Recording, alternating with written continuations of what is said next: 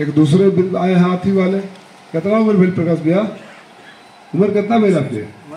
हाँ, तो आप एक उम्र के बराबर हाथी वाला बना, हाथी वाला भैया के उम्र के बना ना। बेचारे 20 साल पहले सांसद रहलन, उनका दिल में बताना 5 साल में कौन कुलाचा मारे लगेला, जे चुनाव के घोषणा हो गया कुलबुली आ जाला, और यहाँ से वहां से टिकट ले आके वो उम्र में भी चुनाव लड़ा लगा, और चुनाव खत्म भाई 5 साल गायब हो जाए। सरकार की जवाबदेही नहीं है, जनप्रतिनिधियों की जवाबदेही नहीं होती। मेरे मालिक को एक बात बोल के जा रहा हूँ, मेरे से बड़े लोग यहाँ बैठे हैं। जो आपका जनप्रतिनिधि होता है, समाज का आईना होता है, समाज का दर्पण होता है। जैसा समाज होता है वैसा ही अपना जनप्रतिनिधि सोचता है, चुनता है। अगर आप गंदे लोगों को चुन दोगे तो आप जब आईना देखोगे तो अपने चेहरे पर गंदगी नजर आएगी, खुद से नजर नहीं मिला पाओगे। लोग कहेंगे कैसे लोग हैं, ऐसे लोगों को चुन कर भेज देते हैं।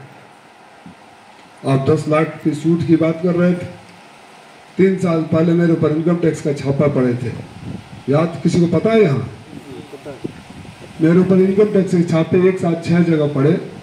यहाँ पढ़ा, दिल्ली पढ़ा, बेंगलोर में मेरे घर पर पढ़ा, मेरे स्कूल कॉलेज, मेरे मैनेजर के घर पढ़ा, मिला कुछ नहीं।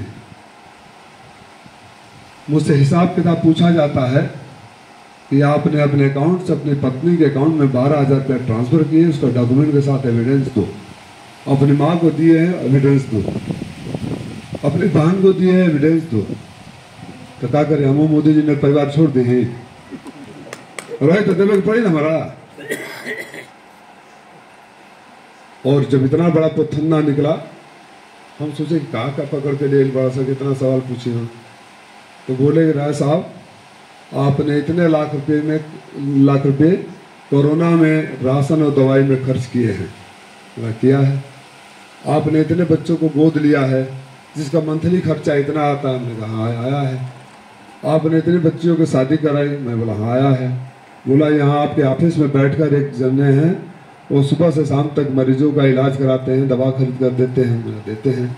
बोला ये पैसा कहाँ से आया? मैंने बोला चिंता मत करो, ये पैसा बिल्कुल वहां से नहीं आया जहां से 10 लाख रुपया का सूट आया था और 3 लाख रुपया किलो मशरूम आता है। चेक से पैसा गया था तो अकाउंट भी होगा। मैं सांसद निधि के लिए